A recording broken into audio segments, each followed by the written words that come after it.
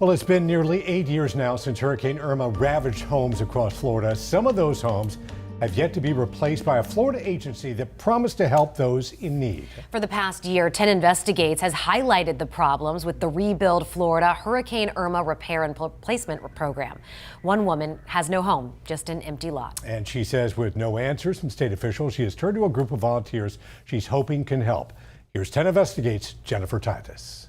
It may not look like much, but an empty lot is supposed to be home for Wendy Aguiar. I've owned it for more than 2 years. Not to mention, she's been paying HOA fees on the property for 3 years. They have us trimming trees when it's hurricane season because we're residents there.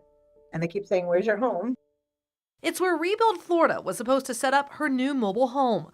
Back in 2019, Wendy signed up for the Hurricane Irma Repair and Replacement Program after her home was damaged by the 2017 storm. They came, did measurements, inspections, photos, and so forth. I received my letter on January 23 of 2020 saying that the decision was a total replacement. She says after back and forth with Rebuild officials and the owners of the community where her home was damaged, we encountered an issue because I live in a land lease community. The owner of the park didn't want Rebuild to replace her home there. So Rebuild Florida offered us an option and they said, "We'll just get you a home in the same park." After a month, we fell in love with our dream home in here. She thought her journey was done, but then she got a call from Rebuild. And it was a go until they discovered that HUD didn't allow them to offer us that option. So that's when she found this lot. It was about 2.5 years all over the state of Florida looking for land that was affordable.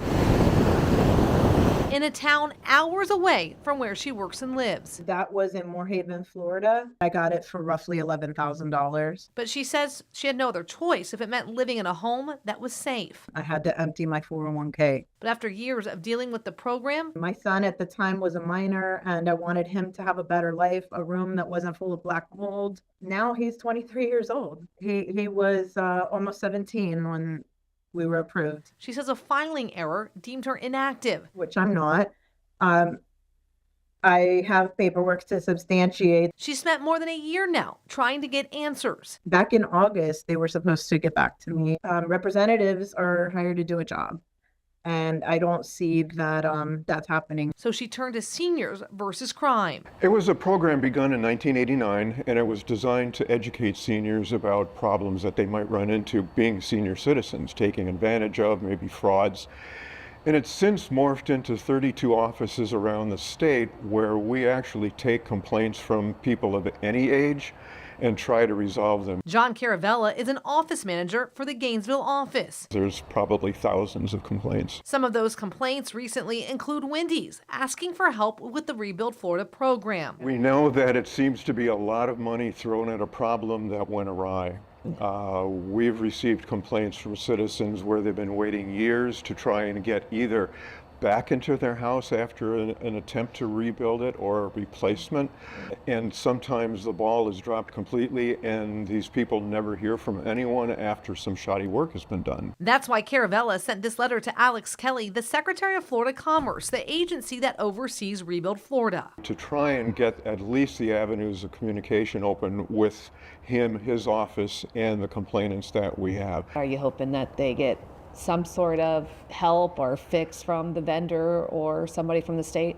Absolutely. One of the concerns I have is if there's fraud in this, and it potentially might be criminal fraud, but we don't really pursue criminal matters. Wendy feels like she's pursued all her options. The contracts are one-sided. I don't see what's happening as legitimate.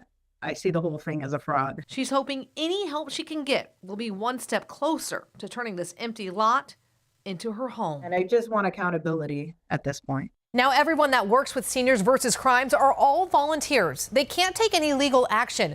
But of course, we know multiple agencies are looking into the Rebuild Florida program and complaints like Wendy's. We are still trying to talk with the Florida Commerce Secretary because once again, they have pushed back the deadline for when those homes are supposed to be completed.